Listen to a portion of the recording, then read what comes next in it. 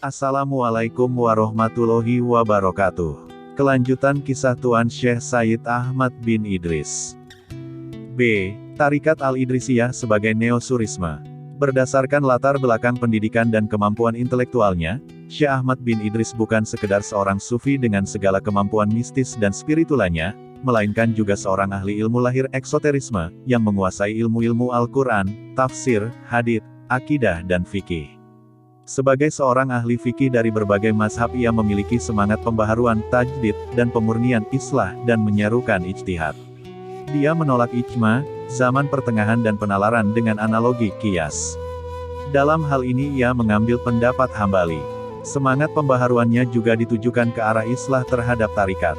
Ia berupaya menyelaraskan kehidupan spiritual umat agar semata berdasarkan tuntunan Al-Quran dan Sunnah Nabi Sallallahu Alaihi Wasallam, menolak ide penyatuan mistis manusia dengan Tuhan dan menggantinya dengan penyatuan dengan ruh Nabi Sallallahu Alaihi Wasallam, menolak zuhud yang berlebihan dan uslah, lantaran yang terakhir ini lebih menghasilkan efek individual ketimbang sosial. C. Tarikat Al-Idrisiyah dan Sanusiyah. Setelah Syarif Ahmad bin Idris wafat, semangat pembaharuan dan kebangkitan kembali tasawuf diwarisi oleh para muridnya. Di antara mereka ada 3 orang yang berasal dari latar belakang pendidikan dan sosial keagamaan berlainan, karenanya memiliki kepribadian berbeda satu sama lainnya, namun menjadi sangat terkenal sebagai pewaris tarikat Al-Idrisiyah. Mereka adalah: pertama, Ibrahim Ar-Rasyid tahun 1831 sampai tahun 1874 Masehi, tahun 1228 sampai tahun 1291 Hijriah, berasal dari Sudan. Ia termasuk yang termuda jika dibandingkan dengan Al-Mirghani dan As-Sanusi. Sejak kecil sudah tergabung menjadi murid Al-Idrisiyah dan mempelajari tasawuf hanya dari Syekh Ahmad bin Idris. Setelah tahun 1873 Masehi Syekh Ahmad bin Idris wafat, Sanusi pergi ke Mekah. Ibrahim Ar-Rasyid yang ketika itu berusia 24 tahun diangkat sebagai Khalifah Al-Idrisiyah untuk daerah Sabia, sedangkan secara umum dia sendiri mengakui kepemimpinan Sanusi di Kubais. Kemudian mendirikan tarikat Rasyidiyah dengan membuka zawiyah-zawiyahnya di Luxor, Mesir, Dongola, Sudan, dan Libya. Langkahnya diteruskan oleh muridnya, Muhammad Al-Farisi dan Musa Aga Qasim yang menyebarkan tarikat Al-Idrisiyah di Kairo dan Iskandariah.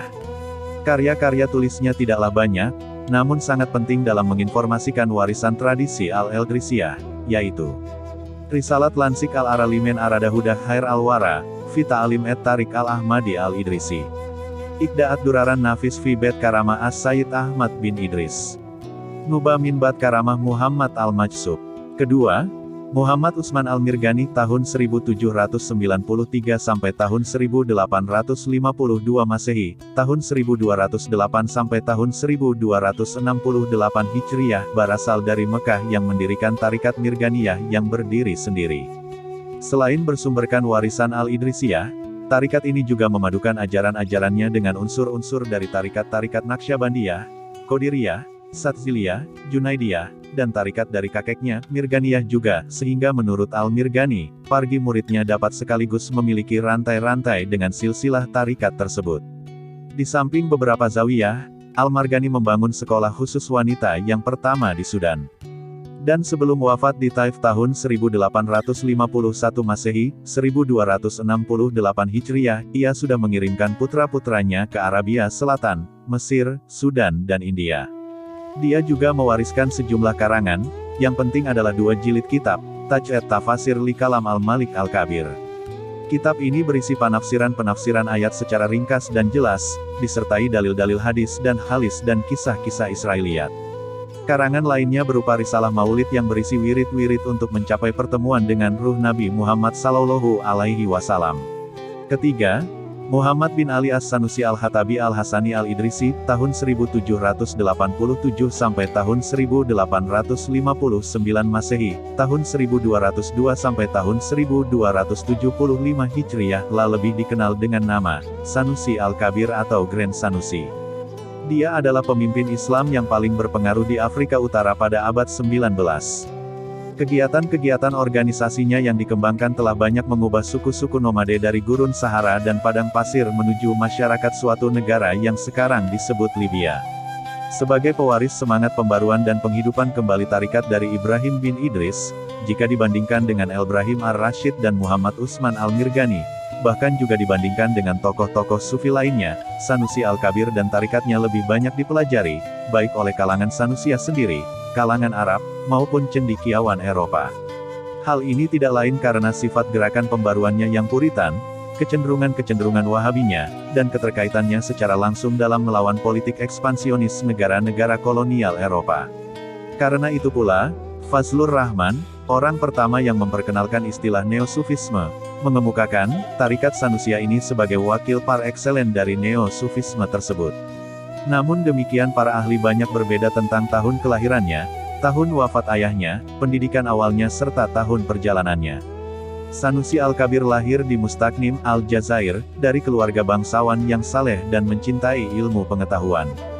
Ayahnya wafat pada waktu itu berusia 2 tahun, sehingga ia diasuh oleh bibinya, Sayyidah Fatimah, seorang guru terbaik di lingkungannya, yang meletakkan dasar-dasar berpikir ilmiah serta pendidikan keagamaan baginya, sehingga pada usia sangat belia ia sudah menghafal Al-Quran.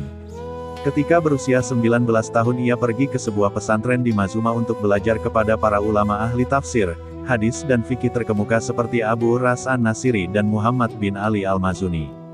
Usia 21 tahun ia melanjutkan belajar di Universitas Qarawiyyin, Fes, yang merupakan salah satu pusat kajian Islam dan bahasa Arab di Afrika Utara. Di sana, di samping mendalami ilmu-ilmu agama ia juga mempelajari ilmu-ilmu umum seperti aljabar, fisika, astronomi, geometri dan geologi di bawah asuhan ulama ortodok dan para sarjana terkenal lainnya masa itu. Di antaranya Ibnu Qiran, seorang ahli hadis yang sebelumnya jadi guru Syekh Ahmad bin Idris. Hubungan antara Sanusi dan Syekh Ahmad bin Idris sangat akrab. Sanusi adalah murid yang paling setia dan berbakti, telah mendampingi Syekh Ahmad bin Idris yang melarikan diri ke Zahid lantaran permusuhan ulama-ulama Hijaz sampai gurunya wafat di Sabia. Setelah itu barulah As-Sanusi mendirikan tarikatnya sendiri dengan membangun Zawiyah Jabal Abu Kubais. Akan tetapi hubungan antara keduanya tidak semata hubungan intelektual, melainkan juga genealogis.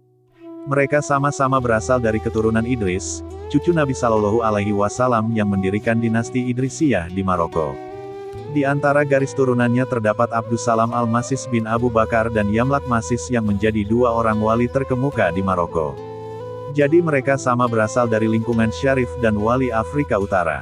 Syekh Ahmad bin Idris adalah guru besar yang sangat berpengaruh bagi ajaran-ajaran Sanusiyah. Sebagai pembaharu dan sufi keduanya sama-sama menekankan perlunya ijtihad dan menolak untuk berpegang hanya pada salah satu mazhab. Menurut mereka, tak ada kewajiban kecuali apa yang telah diwajibkan Allah dan Rasul, dan tak seorang pun dari pendiri mazhab itu yang mengajarkan demikian, karena hal tersebut akan memecah belah kaum muslimin. Dalam bidang spiritual, dapat dikatakan bahwa ajaran tarikat Sanusiyah sepenuhnya berasal dari Syekh Ahmad bin Idris dan tradisi salaf. Kendati demikian ijazah atas beberapa tarikat, As-Sanusi menggunakan silsilah tarikat Hidiriyah, yang paling pendek menuju Rasulullah Shallallahu Alaihi Wasallam.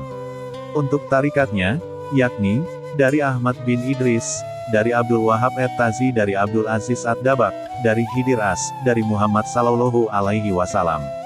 Dikutip dari tesis Magister Salim Belapili, MA, yang berjudul Tarikat Al-Idrisiyah, Sejarah dan Ajaran. Sekian kisah manakib atau biografi Syekh Ahmad bin Idris, Tarikat Al-Idrisiyah, Sejarah dan Ajarannya. Mohon maaf apabila ada kesalahan kata yang tidak benar dalam ucapannya. Karena sesungguhnya yang benar dan maha benar hanya Allah Subhanahu wa Ta'ala. Wassalamualaikum warahmatullahi wabarakatuh.